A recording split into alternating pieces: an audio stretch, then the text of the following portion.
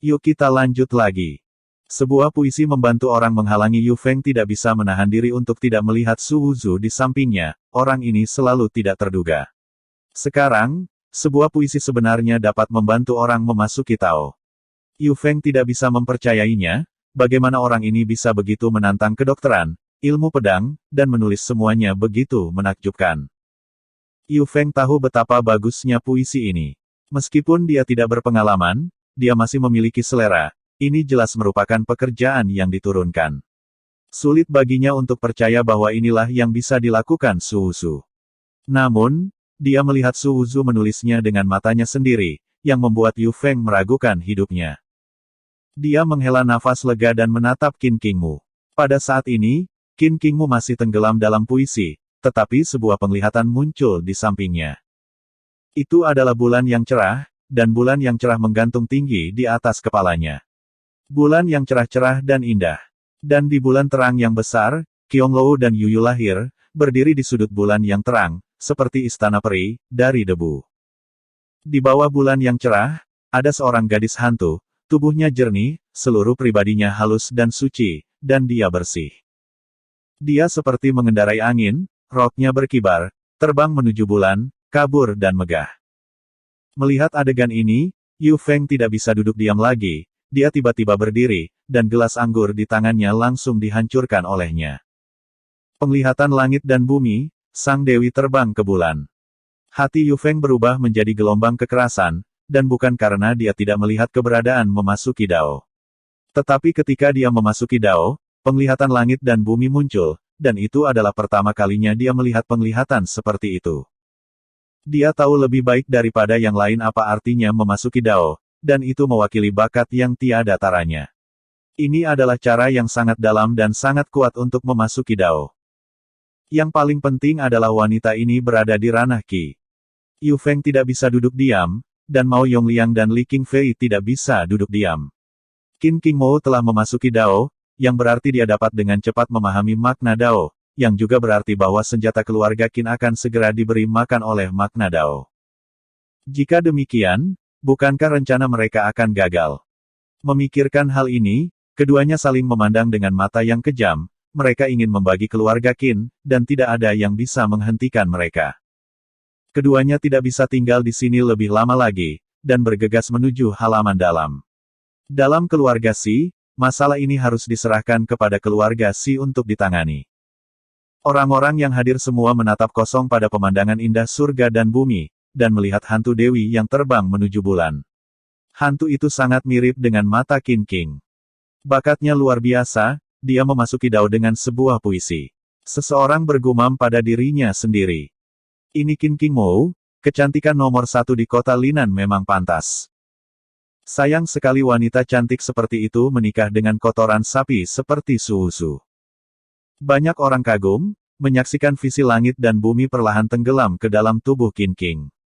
Pada saat penglihatan langit dan bumi tidak memasuki tubuhnya, nafas mata Qin Qing melonjak, dari alam Qi dan darah ke alam Hautian. Semua orang tidak terkejut, mereka tahu ini baru permulaan. Mulai sekarang, kekuatan Qin Qingmou akan meroket dari hari ke hari, dan tidak akan lama baginya untuk memasuki bawaan, atau bahkan lebih kuat. Qingmou, selamat. Puisi ini ditulis dengan sangat baik. Lin Qingqi tidak tahu kapan dia muncul di samping Qin Qingmou.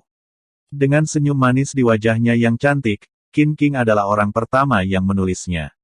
Mata mengirim berkah.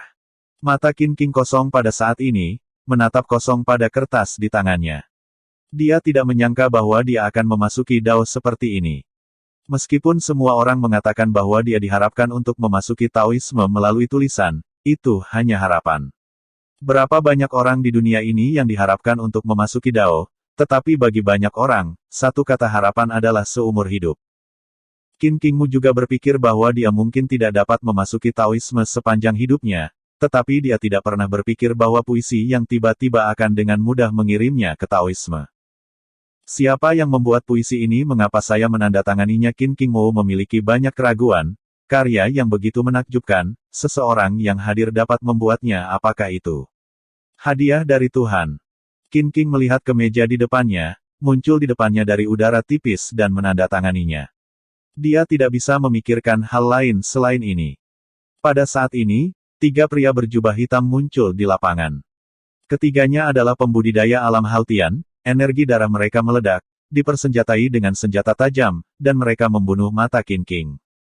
Hati-hati mata Qin King masih hilang karena puisi, tetapi Lin Qingqi menemukan adegan ini, dia berteriak, kaki ramping dan lurus itu menyapu ke arah seorang pria berjubah hitam, dan pada saat yang sama mendorong keras dengan tangannya. Qin melirik. Qin Qingmu didorong dan terbang keluar, dan senjata tajam yang ditikam oleh seorang pria berjubah hitam gagal. Tapi ada juga seorang pria berjubah hitam, yang sangat cepat, dan menyapu ke arah Lin Qingqi dengan tendangan yang kejam. Dia mendengus, tubuhnya hancur, lengannya bertumpu pada sepotong porselen yang tajam, dan dia membuat sayatan yang tidak dangkal. Hapus dia, salah satu orang berjubah hitam yang terjerat oleh Lin Qingqi berteriak. Ia kedua pria berjubah hitam, yang tidak terjerat, berbalik ke arah Qin King dan membunuh mereka, menusuk senjata tajam di tangannya langsung ke titik vitalnya. Mereka memiliki pandangan muram di mata mereka dan tertawa. Mata Qin King menjadi pucat, dia bukan lawan dari keduanya, dan melihat 2 orang yang terbunuh, tidak ada cara untuk mundur jika dia ingin mundur. Melihat senjata tajam itu hendak menembus tubuhnya, dia mendengar teriakan dengan sia-sia. Saya tidak tahu kapan, Su Wuzu memegang kursi dan menghantamkannya ke kepala pria berjubah hitam. Kursi itu runtuh, dan kepala pria berjubah hitam itu juga kehilangan sebagian, dan darah dan otak mengalir kemana-mana. Qin Qingmo merasa pinggangnya sedang dipeluk oleh Su Wuzu. Pada saat berbalik, dia melihat bahwa Su Wuzu menendang tendangan lain, yang kebetulan mengenai tenggorokan salah satu pria berjubah hitam. Tenggorokannya langsung meledak, dan sebuah lubang darah muncul, darah terus meluap, dan dia jatuh ke tanah sambil memegangi tenggorokannya. Su Wuzu melirik pria berjubah hitam yang terjerat oleh Lin Qingqi, lalu melirik Lin Qingqi lagi, meraih senjata tajam pria itu dengan tangannya, dan tiba-tiba melemparkannya dengan tangannya. Pria berjubah hitam ingin menghindarinya, tetapi dia tidak bisa menyingkirkan Lin Qingqi. Senjata tajam menembus langsung dari punggungnya, dan rasa sakit yang parah secara bertahap menelan kesadarannya. Su Wuzu mengambil tindakan dan menyelesaikan 3 orang berjubah hitam di ranah Haltian dalam waktu singkat. Semua ini terjadi dengan sangat cepat, dan ketika pertempuran akan segera berakhir, semua orang belum bereaksi, dan memandang ke lapangan dengan kosong. Wen Hui, sebenarnya ada pembunuhan. Apalagi Su Wuzu sebenarnya sangat kuat, membunuh Hao Tianjing seperti menyembelih ayam.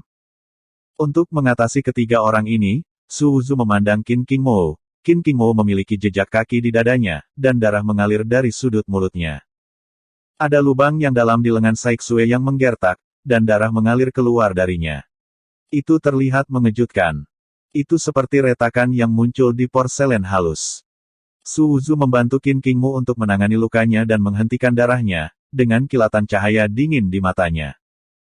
Kecantikan seperti itu, mereka juga ingin merobeknya. Apakah mereka benar-benar berpikir mereka mudah diganggu? Bisakah kamu tahan? Su Wuzu menekan emosinya dan bertanya kepada Qin Qingmo dengan nada yang sama seperti sebelumnya. Yah, bagus untuk menyimpannya sebentar, kata Qin Qingmo. Jika kamu tahan, ikuti aku. Aku akan bertanya kepada mereka apa yang ingin mereka lakukan, kata Su Wuzu kepada Qin Qingmo. Qin King tertegun sejenak, dan kemudian wajahnya berubah. Jika dia bisa menyerang dan membunuhnya di keluarga Xi, kemungkinan besar ada bayangan keluarga Xi. Ketika Su Wuzu pergi untuk bertanya siapa yang ingin menjelaskan, itu pasti keluarga Xi. Tapi ini adalah keluarga Xi, ini wilayahnya. Meskipun kekuatan Su Wuzu barusan kuat, dia jelas bukan lawan dalam keluarga Xi. Aku baik-baik saja, pulanglah. Qin King berkata kepada Su Wuzu. Su Wuzu menyentuh luka Qin Qingmo dengan tangannya, memandangi darah yang bernoda itu dan berkata, darah tidak bisa mengalir dengan tenang. Ikutlah denganku. Su Wuzu memegang jari ramping Qin Qingmo, mengambil pedang panjang dari putra keluarga bangsawan, dan berjalan menuju halaman dalam keluarga Xi dengan pedang panjang. Su Wuzu, pikirkan 2 kali sebelum melanjutkan, ini adalah markas keluarga. Lin Qingqi berteriak saat ini. Su Wuzu melirik Lin Qingqi dan mengabaikannya. Demi bantuannya hari ini, dia berharap dia tidak akan terlibat dalam masalah ini. Tidak, ayo pulang. Qin Qingmo menggelengkan kepalanya pada Su Wuzu. Yang lain juga menatap kosong ke arah Su Wuzu.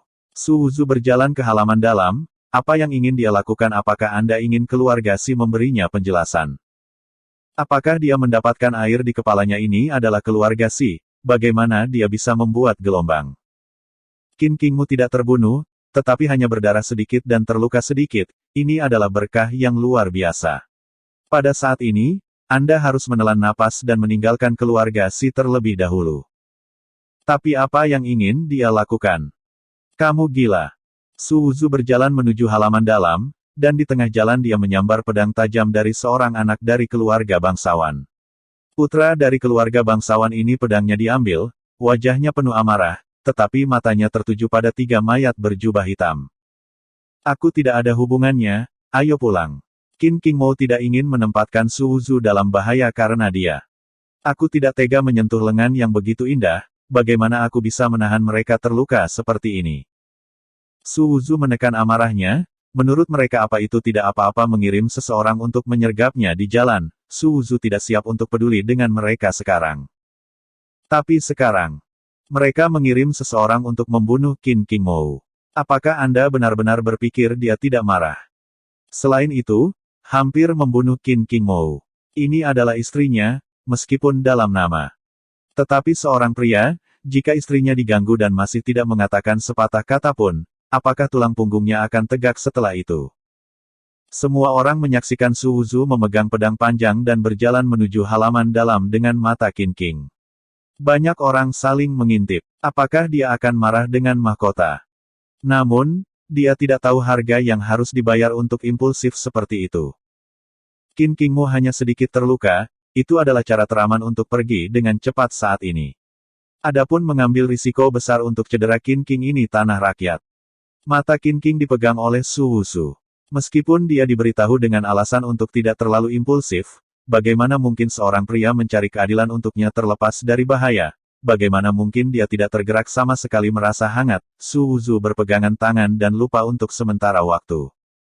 Di mata semua orang, mereka melihat Su Wuzu berhenti di depan gerbang halaman dalam. Detik berikutnya, suara berderak besar menyebar ke seluruh keluarga Si.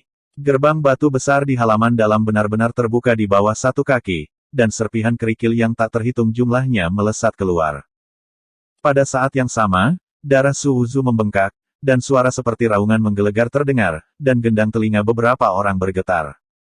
Si Seng keluar.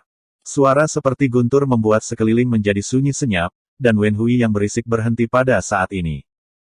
Di halaman dalam, para pejuang. Keluarga Si keluar.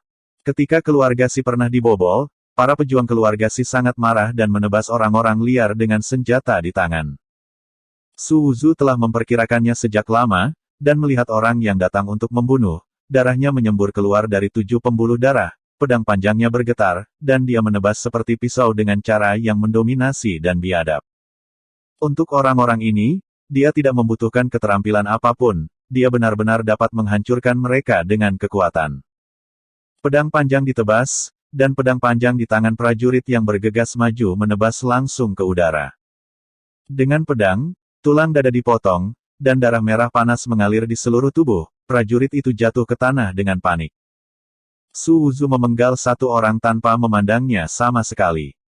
Dengan pedang panjang di tangannya, dia terus menebasnya dengan kejam, pedang itu memotong kepala seorang prajurit lagi, dan kepalanya terbang ke langit, dan kemudian jatuh ke tanah, menjadi hancur seperti semangka. Potong leher prajurit, potong lengan prajurit, potong tulang punggung prajurit. Hanya dalam beberapa napas pendek, Su Wuzu langsung membunuh 5 orang, hampir 1 orang dengan 1 pedang, ganas, dan semua orang yang terkena memotong tulangnya. Banyak anggota keluarga bangsawan yang hadir belum pernah melihat darah, semuanya pucat, melihat kepala yang berguling-guling di tanah, beberapa bahkan muntah.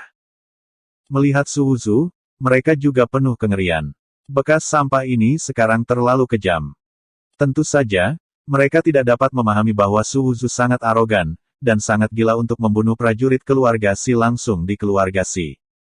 Energi darah dari pedang panjang di tangan Su Wuzu masih meletus, dan kekuatan yang diperoleh dari tingkat ke-7 membawa tekanan besar. Pedang panjangnya masih menebas prajurit yang dia bunuh. Berhenti raungan terdengar, dan Si Seng akhirnya datang. Terima kasih.